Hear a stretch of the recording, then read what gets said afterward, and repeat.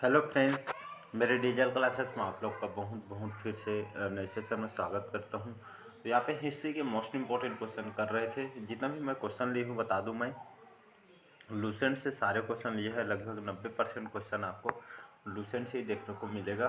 और कोई भी एग्ज़ाम के प्रिपरेशन कर, चाहे एसएससी, रेलवे, यूपीएससी, कोई भी स्टेट की एग्ज़ाम, सेंट्रल गवर्नमेंट की एग्ज़ाम हो, तो लगभग आपको सभी एग्ज़ाम में अब देखने को मिलेगा जीएस, जीके, जीएस और प्रीवियस ईयर के क्वेश्चन भी यहाँ पे साथ ही साथ सॉल्व कर सकते हैं। जितना भी मैं पढ़ा रहा हूँ सभी आपके क्वेश्चन पूछे गए, चाहे ग्रुप डी में हो, चाहे आपके एसएससी में, यूपीएससी में, पीएससी में, सभी एग्जाम में लगभग क्वेश्चन पूछा गया है। तो इम्पोर्टेंट क्वेश्चन मैं छांट के लाया हूँ जो आपके एग्ज़ाम के लिए, सबको मतलब सभी एग्ज़ाम के लिए कवर कराएगा। तो चलिए सेशन को बढ़ा दे। लगभग 31 तक क्वेश्चन हम किए थे। तो यहाँ से हम आगे बढ़ेंगे, तो पिछले क्लासेस को आप जाके देख सकते हैं। तो क्वेश्चन है हमारा 32वां क्वेश्चन है, निम्नलिखित में से किसने कण्व वंश की स्थापना की थी? तो आपके सुशर्मन ने, वसुमित्र ने, नारायण ने या भूमि मित्र ने? तो इसका जो करेक्ट आंसर हो जाएगा वसुमित्र, इसका करेक्ट आंसर हो जाएगा। तो इसको याद रखिएगा। तो इसका करेक्ट आंसर हो जाएगा वसुमित्र, करेक्ट आंसर हो जाएगा। तो इन्होंने कण्व वंश की स्थापना की थी कौन से सन में? तो लगभग 75 से 66 ईसा पूर्व में की थी। तो इसको याद रखिएगा। उस समय राजधानी कहाँ थी? तो पाटलिपुत्र यहाँ की राजधानी थी। तो इसको याद रखिएगा।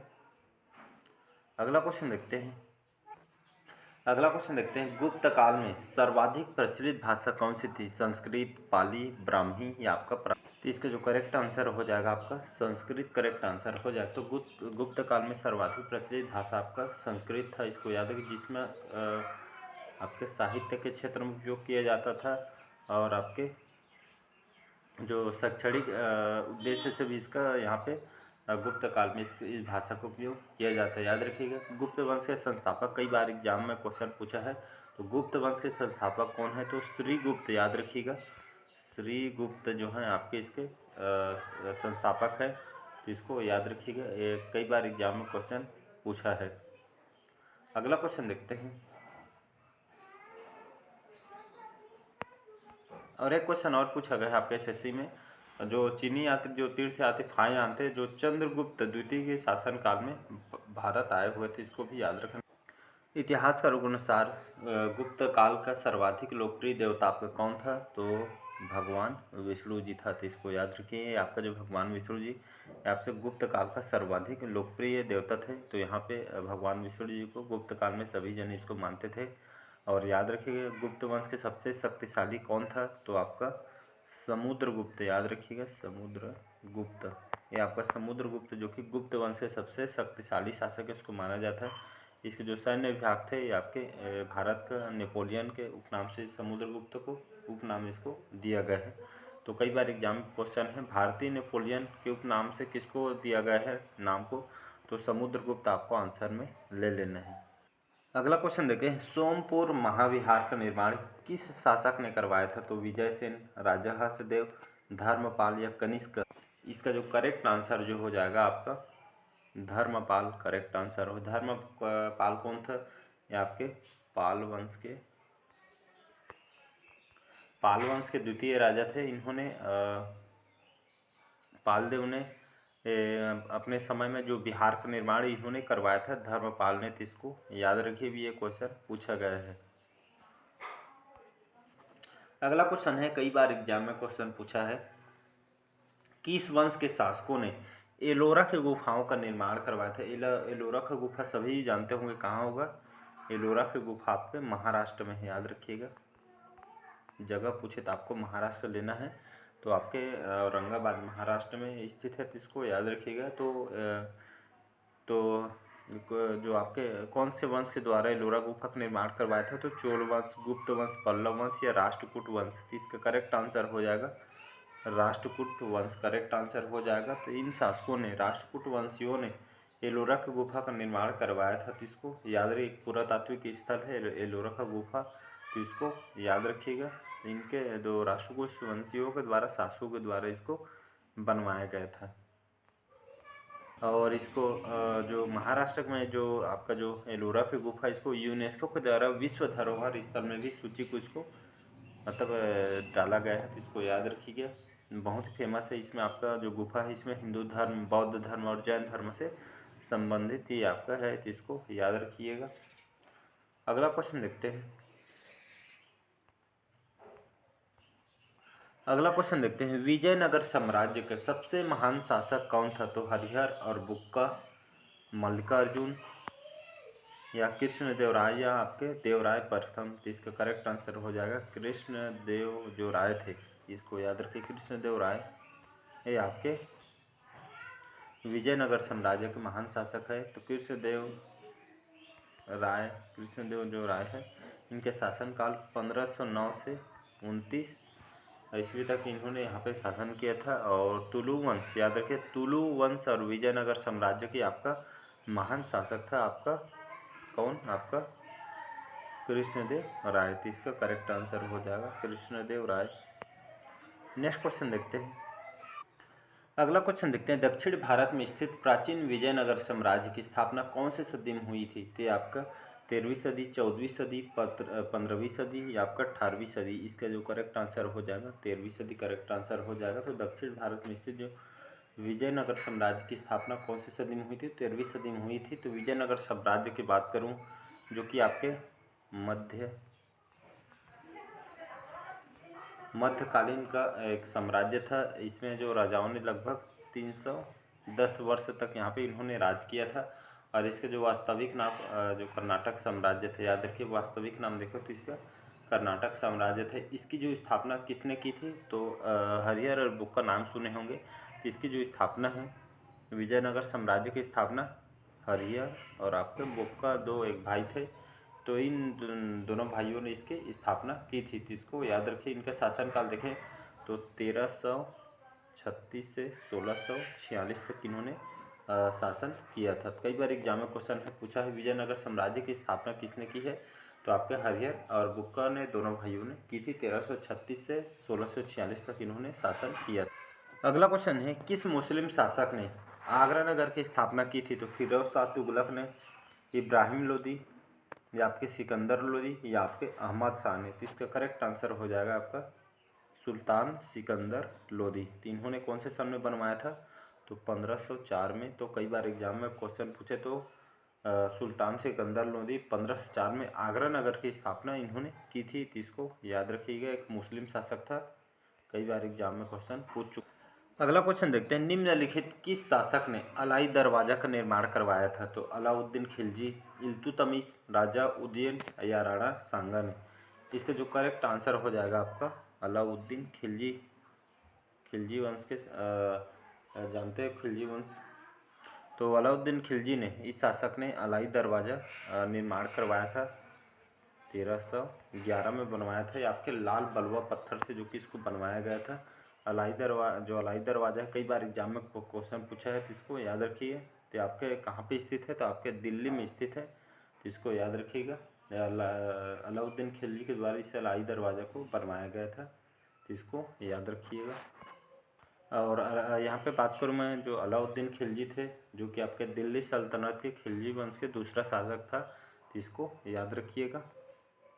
और कई बार एग्जाम में इससे क्वेश्चन पूछा, जो अलाउद्दीन खिलजी थे, इसका गुलाम कौन था? तो इसको भी कई बार एग्जाम में क्वेश्चन पूछा तो इसको याद रखिएगा, मालिक काफूर। तो इसको याद रखिए, मालिक काफूर जो है इसके मतलब अलाउद्दीन खिलजी के आपका दास या गुलाम था। तो इसको भी याद रखिए। अगला और नेक्स्ट क्वेश्चन है, निम्नलिखित कौन सा शासक था जो स्वयं को ईश्वर का अभिशाप कहता था? तैमूर लंग, औरंगजेब, महमूद गजनवी या चंगेज। तो इसका जो करेक्ट आंसर हो जाएगा आपका चंगेज खां। इसका करेक्ट आंसर हो जाएगा चंगेज खां, जो स्वयं को ईश्वर का अभिशाप कहने वाला शासक था। अगला क्वेश्चन देखते हैं, किस भारतीय क्रांतिकारी ने यह कहा था कि मेरी पीठ पर दिया जाने वाला जो प्रत्येक प्रहार होगा, जो आपके ब्रिटिश साम्राज्य के ताबूत में एक किल सिद्ध होगा? तो भगत सिंह के द्वारा, मंगल पांडे, लाला लाजपत राय, खुदीराम बोस। तो इसका जो करेक्ट आंसर हो जाएगा लाला लाजपत राय, एक भारतीय क्रांतिकारी थे। तो इन्होंने कहा था मेरे पीठ पर दिए जाने वाला जो प्रत्येक पहाड़ जो ब्रिटिश साम्राज्य के ताबूत के किल सिद्ध होगा। तो इसको याद रखिएगा, इंपॉर्टेंट क्वेश्चन ये भी। अगला क्वेश्चन देखते हैं, निम्नलिखित कौन सा जो शासक है जो दिल्ली सल्तनत का पहला तुगलक शासक था? तो फिरोज शाह तुगलक, गयासुद्दीन तुगलक, मोहम्मद बिन तुगलक या इनमें से कोई नहीं। तो इसका करेक्ट आंसर हो जाएगा आपका गयासुद्दीन तुगलक। ये आपका दिल्ली सल्तनत का तुगलक वंश का ये आपका तुगलक शासक था, तुगलक वंश। तो इसको याद रखिए, गयासुद्दीन। ये आपका तुगलक वंश जो है आपके यहाँ दिल्ली पर लगभग 1320 से 1414 तक यहाँ पे राज किया था तुगलक वंश का। ये आपका पहला शासक है गयासुद्दीन तुगलक। तो इन्होंने यहाँ इसको मतलब तुगलक वंश के पहला शासक है, तो इसको याद रखिएगा। और वहीं अगर पूछते कि दिल्ली सल्तनत का जो तुगलक वंश का अंतिम शासक कौन था? तो आपको नासिरुद्दीन मोहम्मद शाह लेना है, याद रखिए नासिरुद्दीन मोहम्मद शाह ये आपका तुगलक वंश का अंतिम शासक है। पहला पूछे तो आपको गयासुद्दीन तुगलक लेना है, तो इसको याद रखिएगा। अगला क्वेश्चन है, संगीत से जुड़े हुए किस वाद्य यंत्र को हिंदू मुस्लिम वाद्यगान का सबसे श्रेष्ठ मिश्रण माना जाता है? तो वीणा, सारंगी, सितार या तबला। तो इसका करेक्ट आंसर हो जाएगा आपका सितार, करेक्ट आंसर हो जाएगा। तो यहाँ संगीत से जुड़े वाद्य यंत्र को आपके हिंदू और मुस्लिम वाद्यगान का सबसे श्रेष्ठ मिश्रण इसको माना जाता है, तो इसको याद रखिएगा। तो इसका आविष्कार किसने किया था? तो आविष्कार अमीर खुसरो, नाम सुने होंगे, तो अमीर खुसरो ने किया था, तो इसको याद रखिएगा। तो भारत सबसे लोकप्रिय वाद्य यंत्रों में से एक है। अगला क्वेश्चन देखते हैं। अगला क्वेश्चन है, निम्नलिखित किसे अंग्रेजों ने भारतीय शांति का जनक कहा जाता था? कहा था इन्होंने अंग्रेजों के द्वारा? तो बाल गंगाधर तिलक जी को, नेताजी सुभाष चंद्र बोस जी को, महात्मा गांधी जी को या भगत सिंह को। तो इसका करेक्ट आंसर हो जाएगा बाल गंगाधर तिलक। इनको अंग्रेजों ने भारतीय शांति का जनक इनको कहा जाता था, अंग्रेजों द्वारा भारत के शांति का जनक कहा गया था आपके बाल गंगाधर तिलक जी को, तो इसको याद रखिए। अगला क्वेश्चन है, किस मुगल शासक ने यह कहा था कि जो व्यक्ति चित्रकला का शत्रु है मैं उनका शत्रु हूँ? तो शाहजहाँ के द्वारा, अकबर, औरंगजेब या जहांगीर। तो इसका करेक्ट आंसर हो जाएगा आपका जहांगीर, करेक्ट आंसर हो जाएगा। तो एक मुगल शासक था जहांगीर, इन्होंने कहा था जो व्यक्ति चित्रकला का शत्रु है वो उनका मैं शत्रु हूँ, तो इनके द्वारा कहा। अगला क्वेश्चन है मोस्ट इंपॉर्टेंट है, इसको मार्क करके रख लीजिए, बहुत बार एग्जाम में रिपीट किया गया है। किस मुगल शासक ने दीन इलाही नामक नया धर्म शुरू किया था? तो बाबर के द्वारा, हुमायूं, अकबर या शाहजहाँ। इसका जो करेक्ट आंसर हो जाएगा अकबर, इसका करेक्ट आंसर हो जाएगा। तो अकबर एक मुगल शासक था, इन्होंने दीन इलाही नामक एक नया धर्म की शुरुआत किया था कौन से सन में? तो 1582 में। तो इसको याद रखिए दीन इलाही 1582 ईस्वी में। जो मुगल सम्राट जो ये आपके अकबर के द्वारा ये आपके समरूप धर्म, याद रखिए एक समरूप धर्म था जिसमें सभी धर्म के मूल तत्वों को इसमें डाला गया था, जिसमें प्रमुखतः हिंदू और इस्लाम धर्म इससे जुड़े हुए थे, तो इसको अकबर के द्वारा स्टार्ट करवाया गया था। अगला क्वेश्चन है, निम्नलिखित कौन सी भाषा मुगल काल की राजभाषा थी? तो उर्दू, फारसी, अरबी, तुर्की। इसका जो करेक्ट आंसर हो जाएगा आपका फारसी, करेक्ट आंसर हो जाएगा। तो फारसी भाषा ये आपके मुगल काल की राजभाषा थी। तो कहने का मतलब मुगल साम्राज्य की आधिकारिक भाषा फारसी थी, क्योंकि जो आपके मुगल जो सम्राट बाबर थे आपके अफ़गानिस्तान से आया हुआ था, और आपकी फारसी ईरान की मूल भाषा है, और अफ़गानिस्तान में भी इसका प्रयोग बोलचाल की भाषा में किया जाता है, तो इसको याद रखिएगा। नेक्स्ट क्वेश्चन देखते हैं। अगला क्वेश्चन है, निम्नलिखित किस युद्ध के बाद भारत में मुगल साम्राज्य की नींव पड़ी थी? तो प्लासी युद्ध के बाद, चौसा के युद्ध, पानीपत का प्रथम युद्ध या आपके पानीपत के द्वितीय युद्ध में। तो इसका जो करेक्ट आंसर हो जाएगा पानीपत का प्रथम युद्ध। तो इस युद्ध के बाद भारत में मुगल साम्राज्य की नींव पड़ी थी। तो कौन से सन में हुआ था पानीपत का प्रथम युद्ध? तो ये आपके 1526 में, अप्रैल 1526 में पानीपत का प्रथम युद्ध हुआ था। तो पानीपत के निकट इसको लड़ा गया था। यह स्थान जहां आपके 12वीं शताब्दी के बाद उत्तर भारत में नियंत्रण को लेकर कई यहाँ पे निर्णायक जो कि लड़ाई वगैरह हुई थी, और पानीपत के प्रथम युद्ध ने ही भारत में मुगल साम्राज्य की नींव रखी थी, इसको याद रखिएगा। और ये आपका चौसा का युद्ध दिया है, आपके कौन से सन में हुआ था? तो आपके 26 जून 1539। कई बार एग्जाम में क्वेश्चन पूछा चौसा की लड़ाई जो मुगल साम्राज्य हुमायूं और आपके अफगान शेरशाह शुरू के बीच हुआ था, तो इसको याद रखिएगा। और ये चौसा का युद्ध था, ये आपके 1500 1939 में, 26 जून 1539 में आपके हुमायूं और आपके शेरशाह सूरी के बीच हुआ था। इसको याद रखिए। आपका प्लासी का युद्ध, प्लासी का युद्ध जो हुआ था कौन से सन में होता है? 1757, 23 जून 1757 में ये आपका हुआ था। और वही मैं बात करूँ पानीपत का द्वितीय युद्ध जो कब हुआ था, तो 1556 में।